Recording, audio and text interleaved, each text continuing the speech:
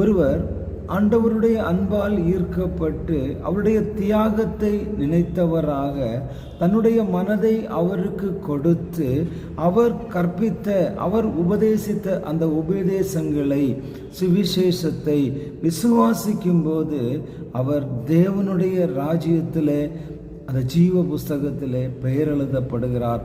அவன் ரட்சிக்கப்படுகிறான். ஆகவே தான் ஆண்டவர் உங்களை ரட்சிப்பதற்காக அவர் சொல்கிற அந்த காரியம், சுவிசேஷத்தை விசுவாசியுங்கள்.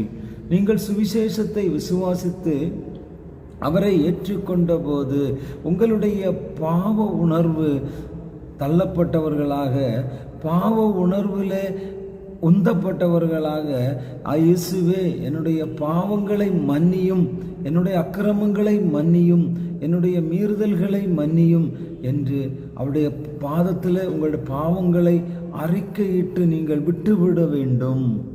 அப்படி விட்டுவிடும்போது நீங்கள் பாவ மன்னிப்பை பெறுகிறீர்கள். சுவிசேஷத்தை விசுவாசிக்கும் போது உங்களுக்கு நீங்கள் அறிக்கையிடுகிறீர்கள்.